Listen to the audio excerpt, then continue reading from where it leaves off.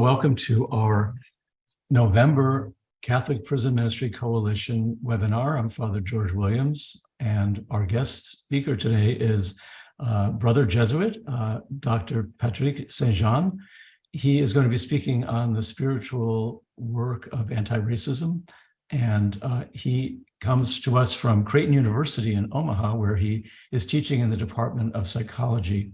He did his undergraduate education at the Université Victor Ségalen de Bordeaux in France, and he received his graduate degree in psychoanalysis from the Parisian École Lacanienne de Psychanalyse in Paris, and his psych doctorate from the Universidad Nacional Autónoma de Mexico.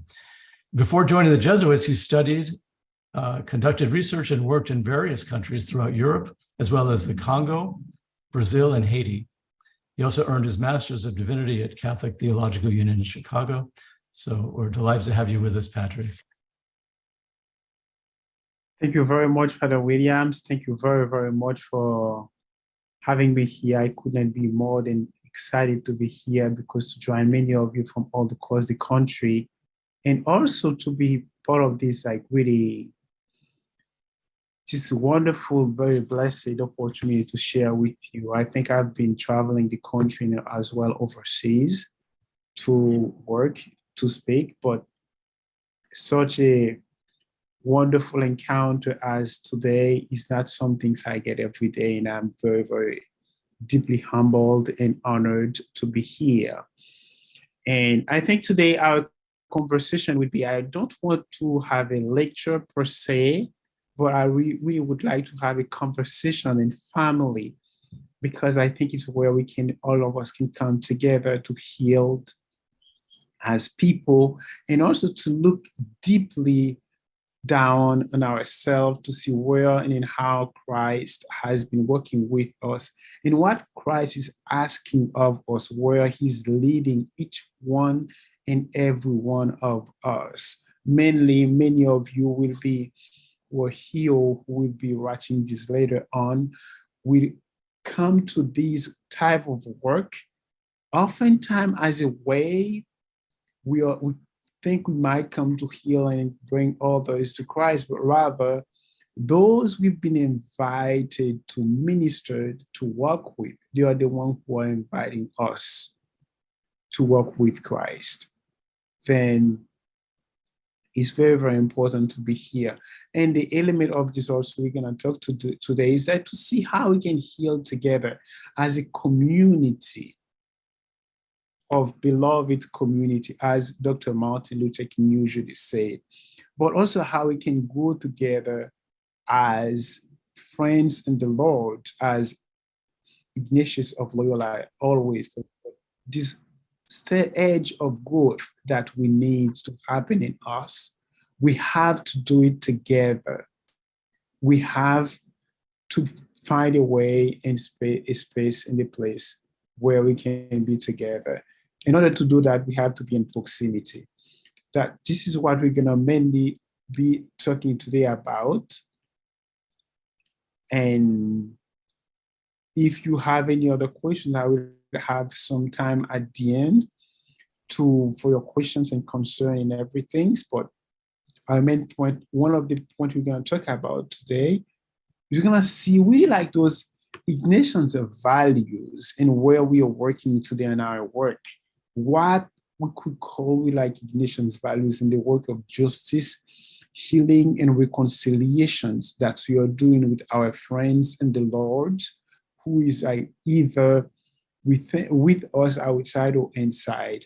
And the second, we're going to see where we are each time we come to engage in this work, it's where we are coming from and what does that mean really for those who are with us and around us.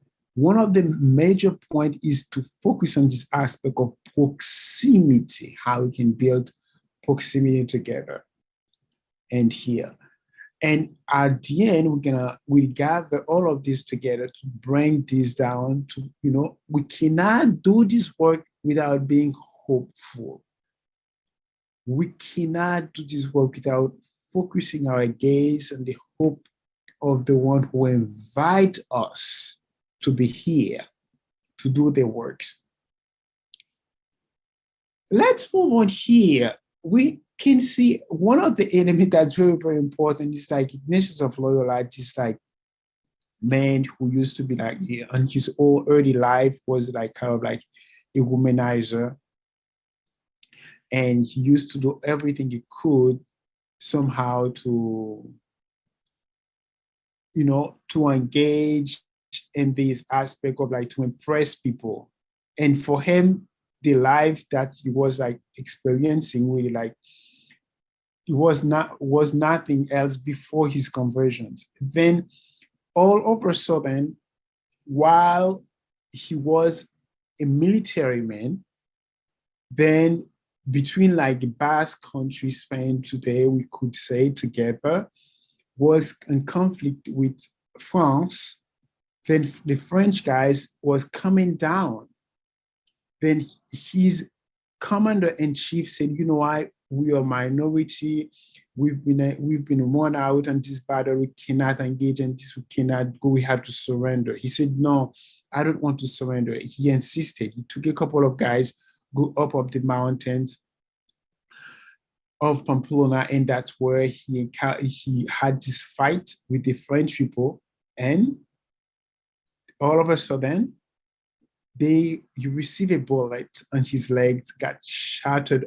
All that he carried with him, his dreams, his reality, his hope, and everything's just go down within a second. And now there is Ignatius here, sit down at this time. He was in convalescence, he was recuperating, just like praying, thinking, who do I want to be? And what can be my best values that I can put up right now? I think the Ignatius experience is what invite us here today. Today, as many of you who are here on the eve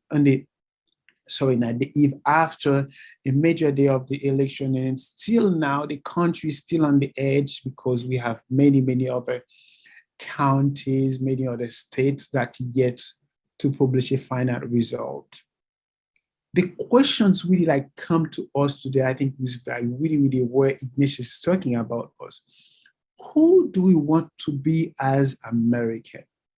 Even go deeper down, the element of these is to understand what and how do I want to be remembered?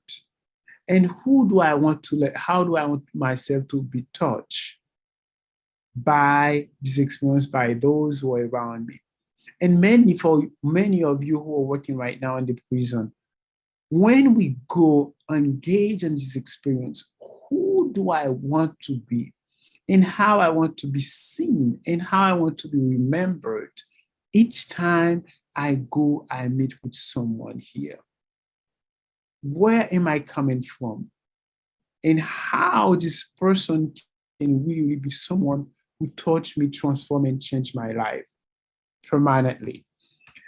Then myself personally, prison ministry has really, really challenged me to answer these questions again and again and again.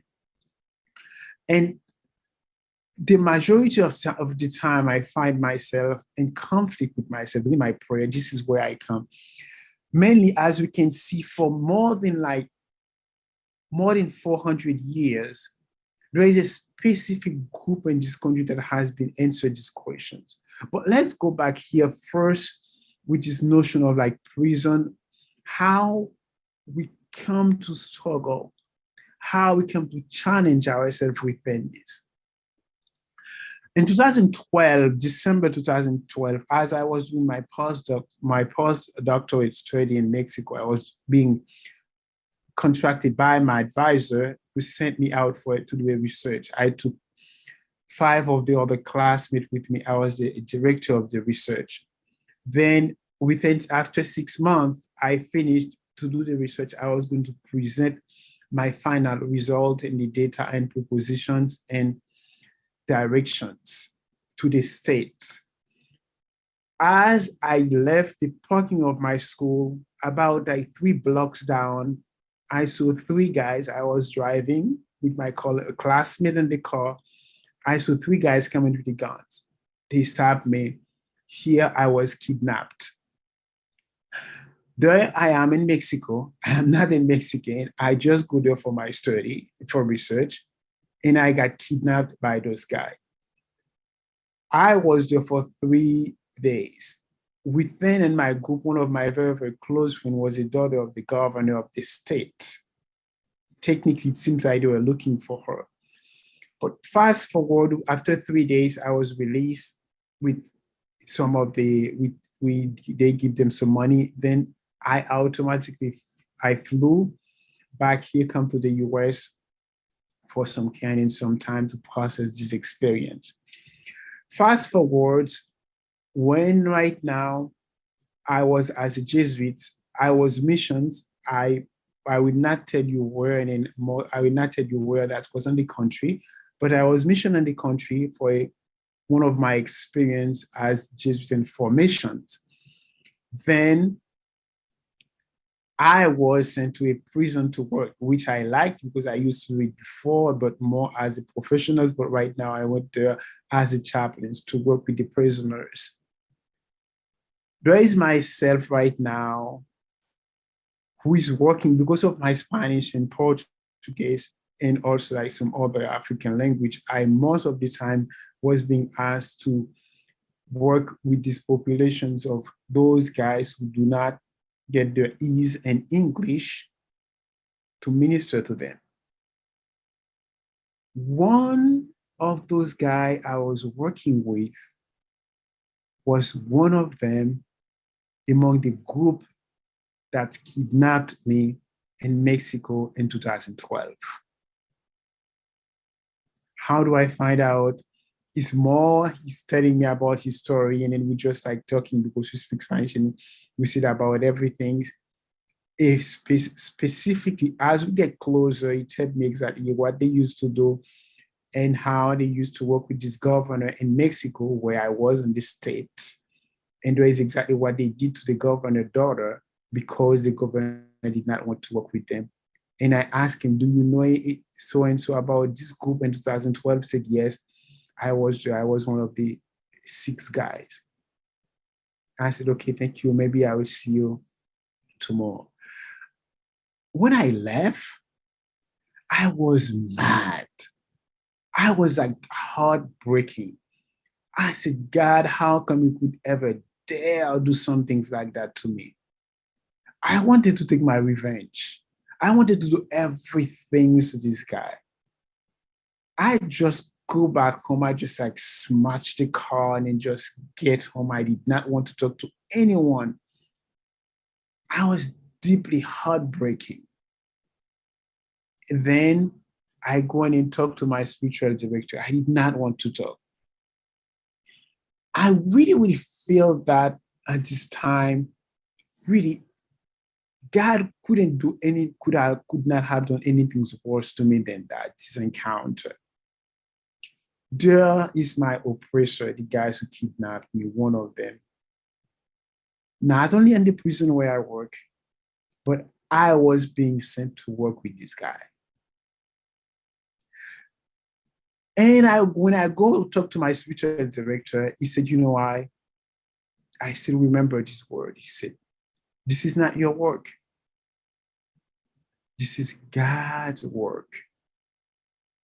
In order to enter in this work, you have to be brave and brave and brave. Today, we are invited really to engage in this work.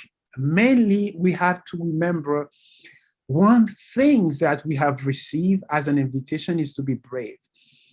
The spiritual works of racism in America today, it's a work that even confusing the whole Catholic Church themselves, the whole Christian notions themselves. Why?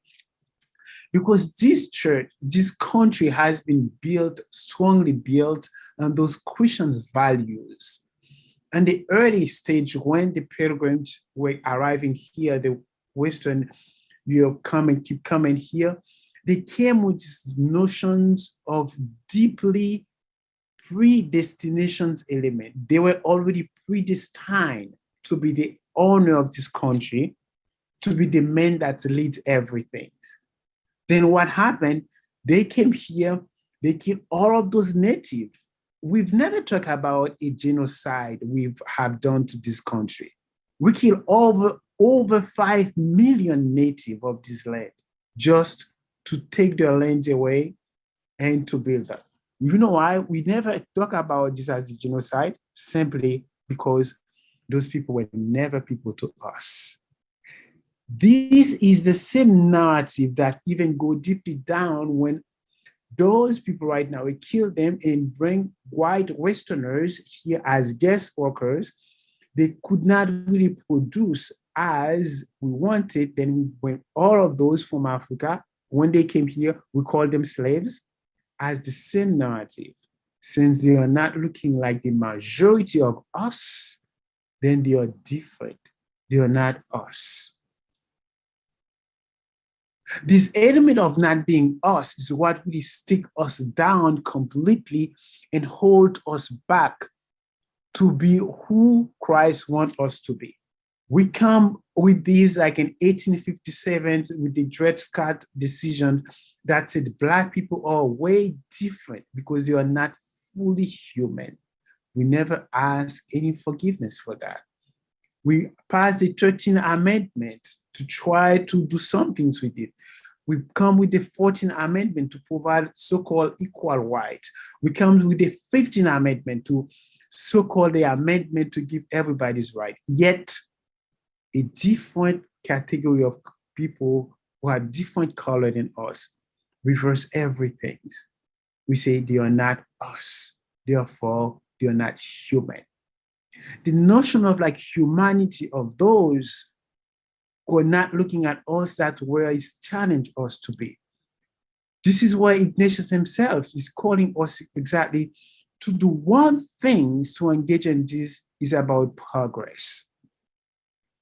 How can we make progress from what we've been moving from where we were as what we've been like calling what we're supposed to be, what our belief is supposed to strongly down in, then moving on as a human to see everyone as human, to believe in them. And we become like human becoming. How we can do this movement from moving from human believing of what we call like the so-called values.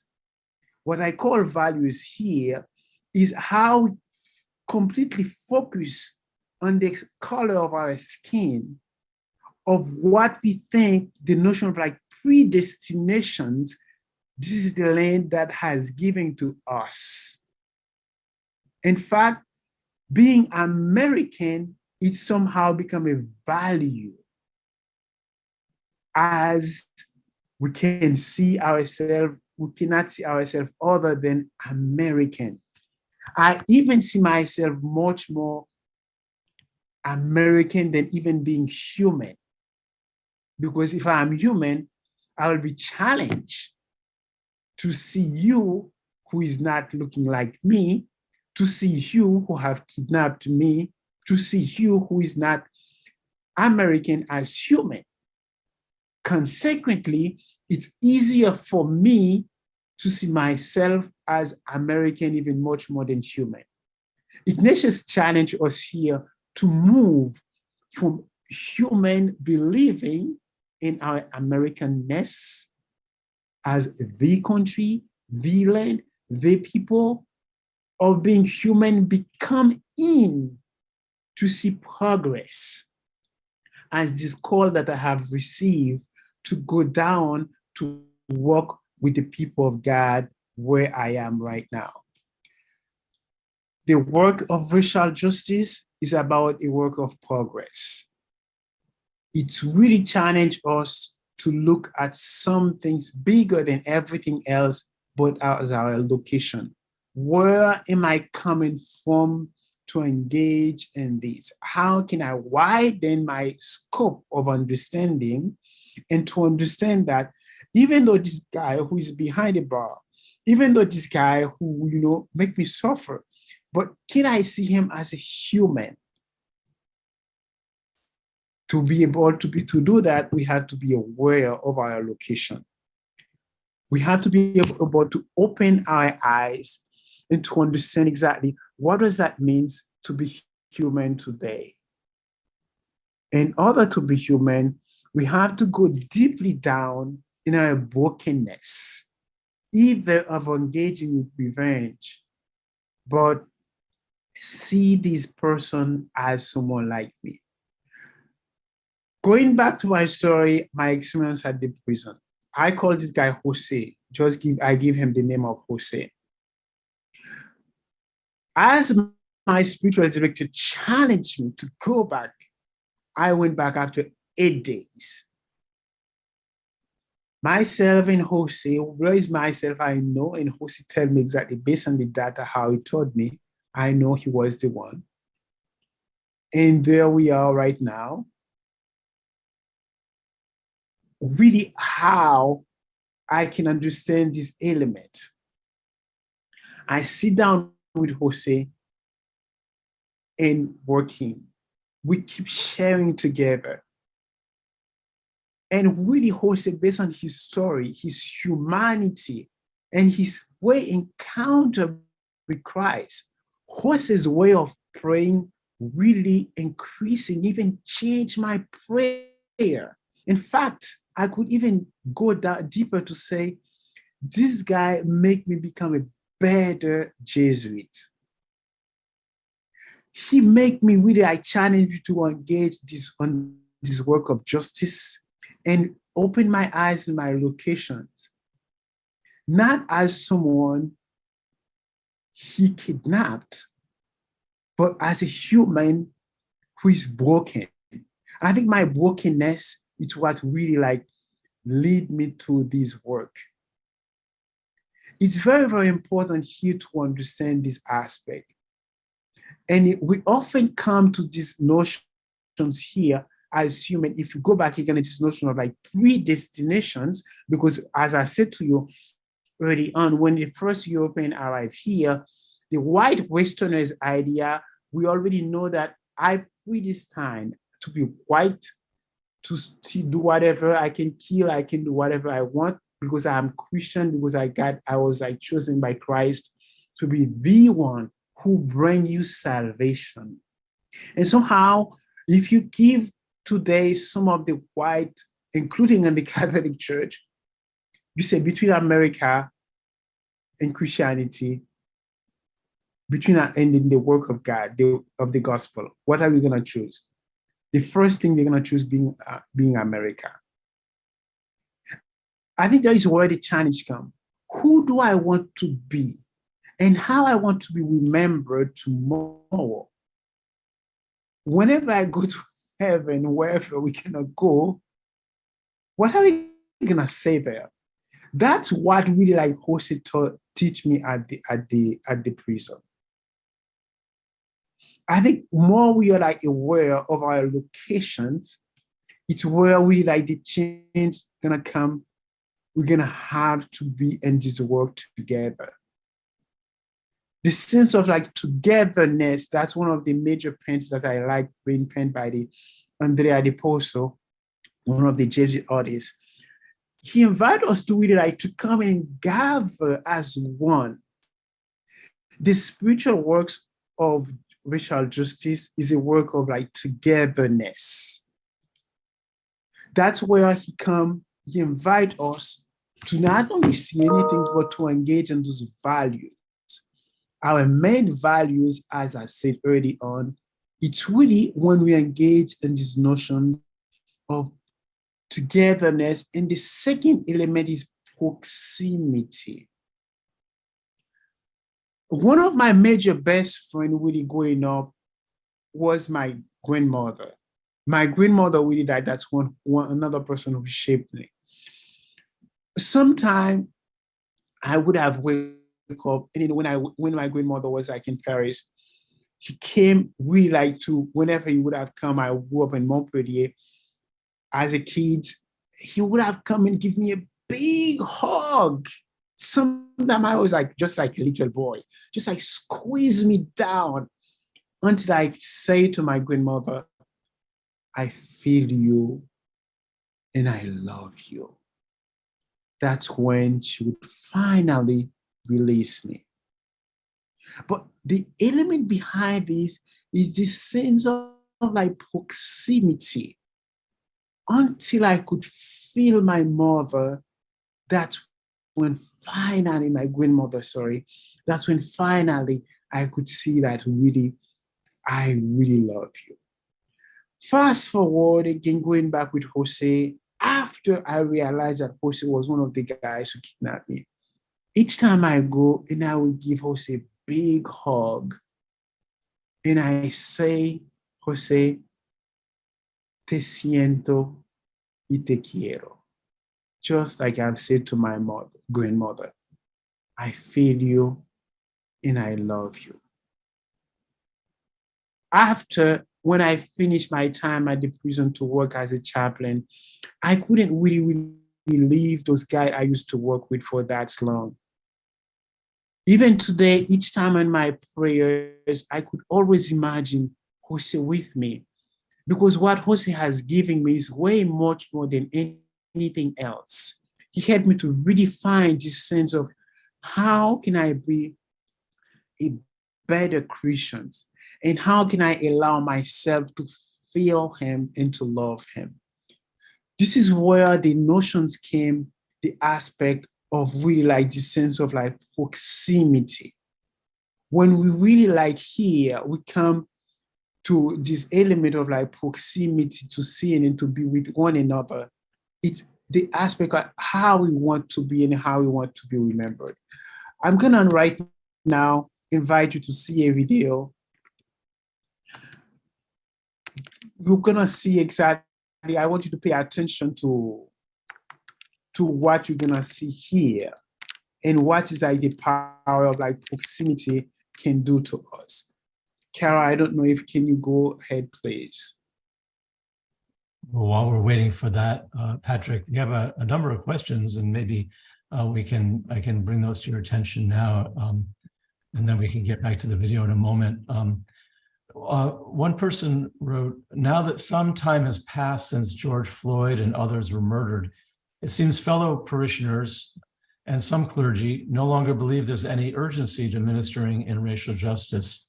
How do we address those people to help them understand that racial justice ministry is still relevant and important? Thank you very much, Father George. This is a very, very great question. Again, so we have, this is where Ignatian spirituality comes so handy in this work. This is why this is a spiritual work. It's not a reactive work. It's really like something that invites us to action. We do not just like wait until like an external event happen again. Then that's when all of us gonna go, I would give money, come out to protest. But just like the way we engage with the gospel, this is a work of salvation. This is a spiritual works that invite us once again to be part of the creations. If you believe that God has stopped creating the world, the planet, the universe, then you can stop of these spiritual works. But if your faith in the way you come to engage with the gospel invite you to truly believe God is constantly acting and creating this world, that you will never cease, because the spiritual works is a work, is not really a program. It's not RCIA. You don't just come here, you just don't come here and then you get a degree in social justice. You say, okay, kumbaya, I did my work and I'm done. It's a lifelong work. The questions like, are you ready? Are you willing to engage in these?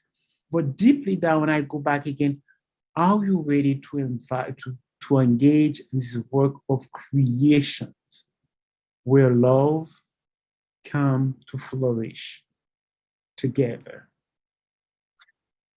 Thanks, Patrick. We have the sound now working on the video. All right, I'm gonna invite you to write, please, this with me for now. Pay attention exactly to the movement and what is going on. Go ahead, Clara.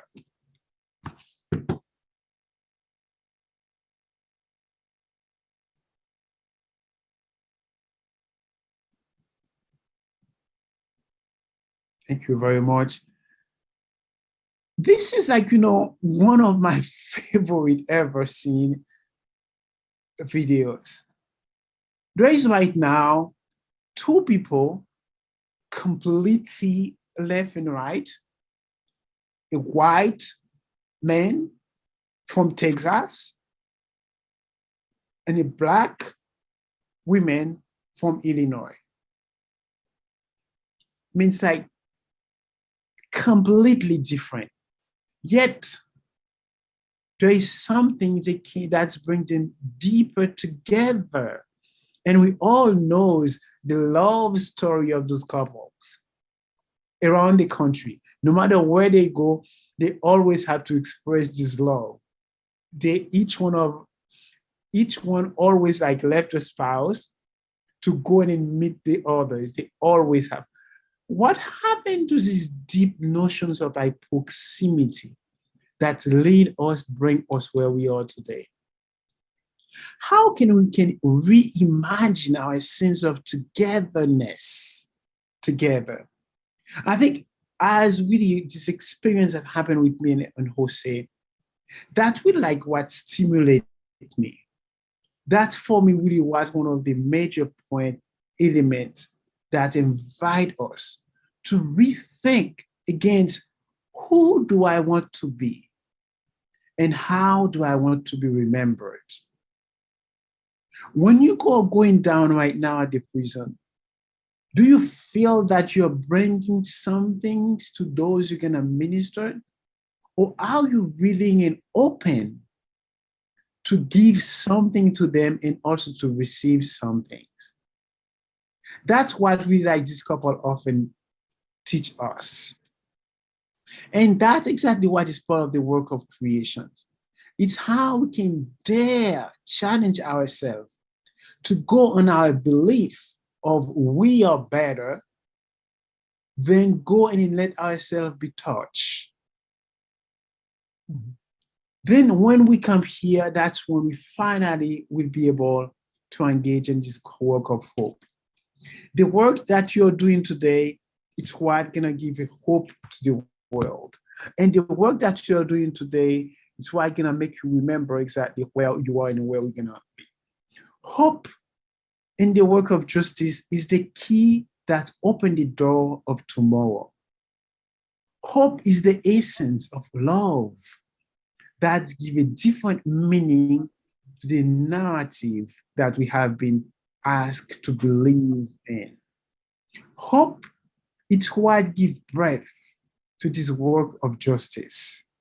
No matter what happened to us, the spiritual works of justice and healing remind us to always focus on our locations, be aware of who we are and where we are, and remember we can always move from good to better.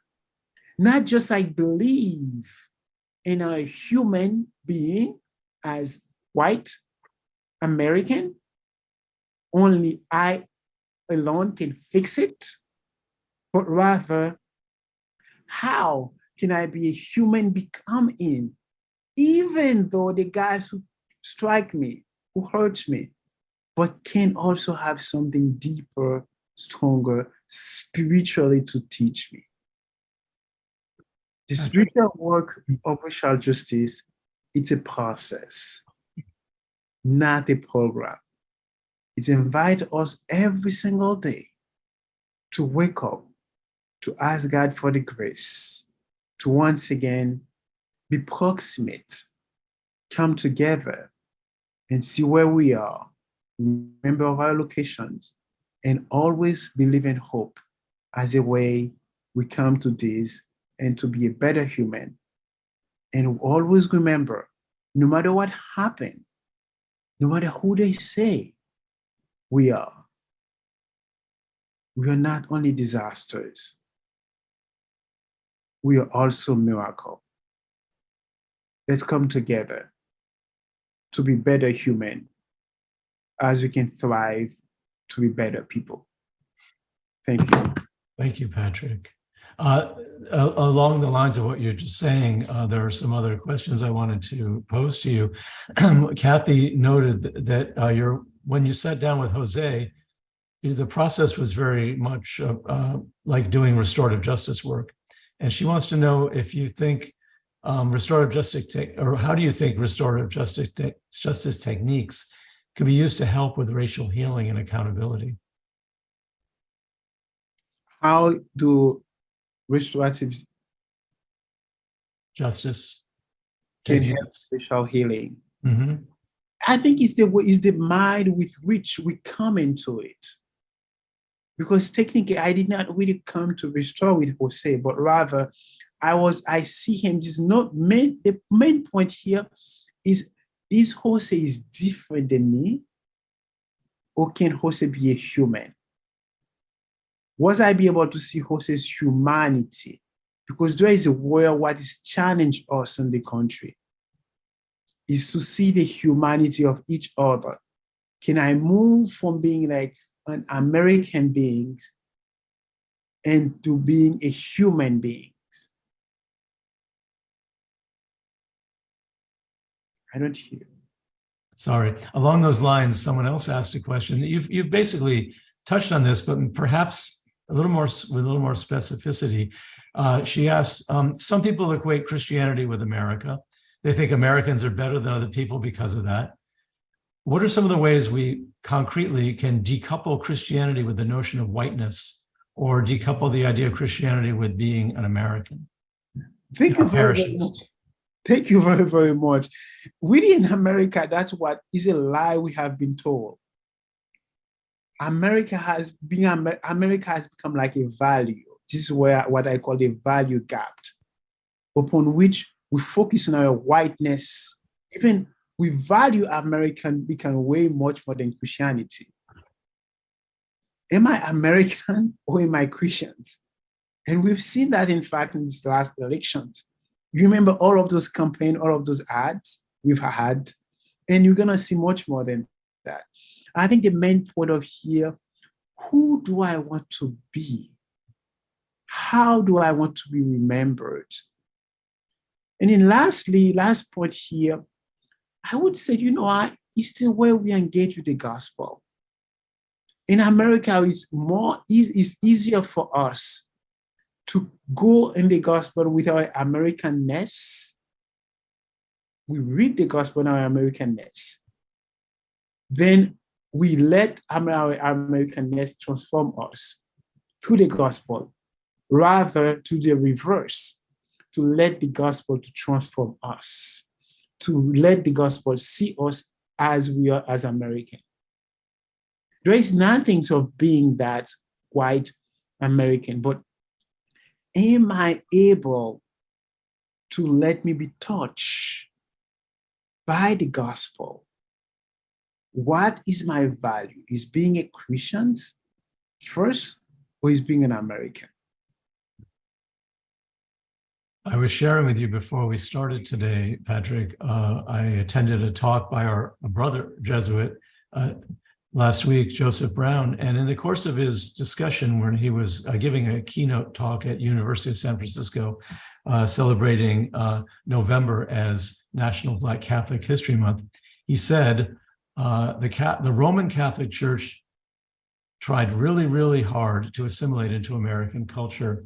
Now we all have to live with the reality that it succeeded. And along the lines of, by assimilating not only the good things in our society, we also absorb some of the negative things, such as the institutional racism. Can you give us some suggestions for, say, people in parishes or in prison ministry directly, some concrete steps that we can use to address these issues with our fellow parishioners or fellow volunteers? Because I notice a lot of resistance among, say, white middle-class Catholics to engage in this issue. It's extremely difficult to kind of get a concrete hold on it. Any thoughts? Thank you very, very much, Father Williams. I believe that one thing here we need to first engage, we have to engage with the narrative. We have to change the narrative first. When you go to the prison, as you're going to see what you're watching, you're going to see one thing. Am I going to work with these other guys who is like, no matter what I say, he's in prison, I'm going to always be better than him. He's the other. Or simply, am I being invited to work with a human? This is what, again, that's what makes Ignatian spirituality so important for this work of justice. It's just like an invitation to work together. Second, how am I going to let myself being taught to see Christ in this person? They simply questions here, Father Williams, can I see Christ in you? That's the simple questions. Am I able to have this human spiritual capacity to see Christ in you? Means I've been working with many of my other colleagues and this work of justice. I've been writing a lot. We write means with many other people, publish with people. I've often said that I'm very, very humble and honored for what I have received from the Christian church, from the gospel, which has helped me to give me this opportunity to intersect the work of the gospel with this work, because that's what makes this a spiritual work. I don't know how we can do it without prayer. Mm-hmm. I think we have to pray.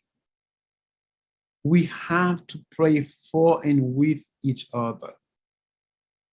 And when we come to pray, we come to each other just as we are. I've often said that to people, can we go to God naked? I think we have to come with this work of justice in our nakedness, completely naked, and say, here I am, Lord, I come to do your will. Because the spiritual works of racial justice is the will of God. Are we willing and able to engage and come to it naked? Thanks.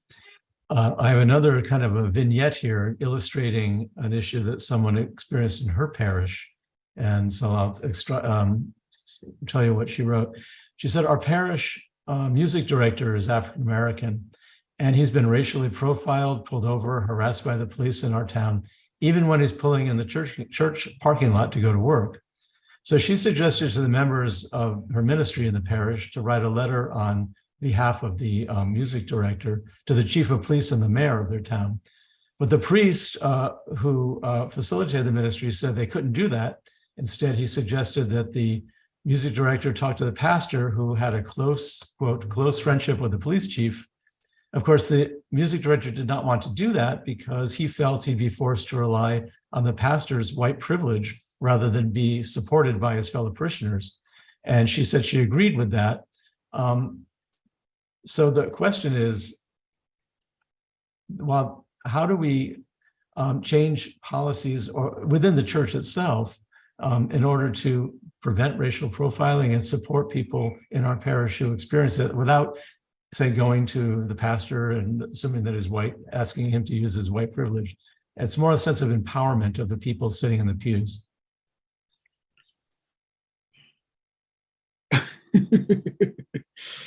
Number one, let's go with the Ignatian's values. One of the important Ignatian's value for the work of justice, against is progress.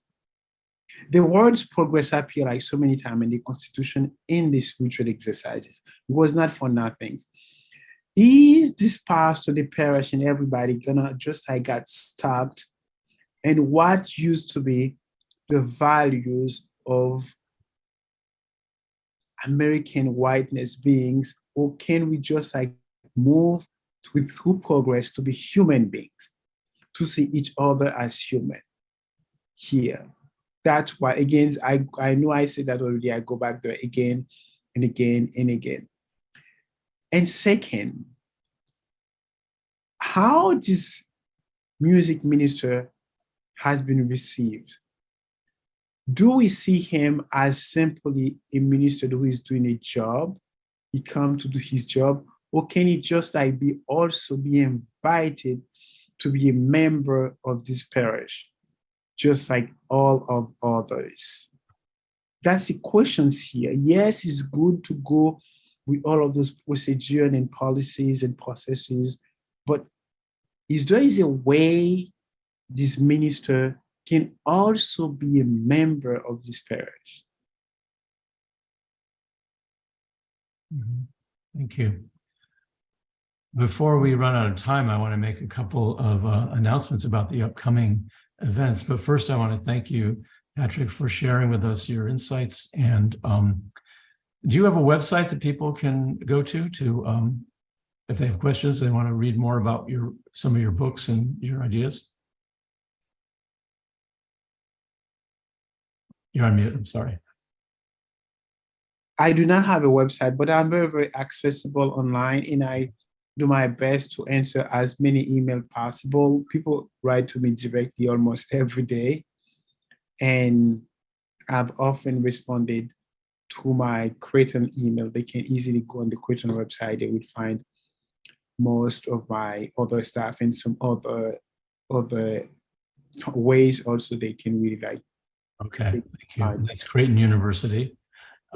So again, our thanks to you, Patrick, for sharing with us today. It's great to see you again, and look forward to seeing you back here in California soon. You know, Father Williams, I'm very, very humble and very grateful each time I have this opportunity from you. You're one of my model. I look upon you for these works, and I'm very, very grateful to each and every one of you. Many blessings. Please pray for me. I hope to see you soon. Thank you, and God bless you all. We'll see you at our next town hall meeting or webinar.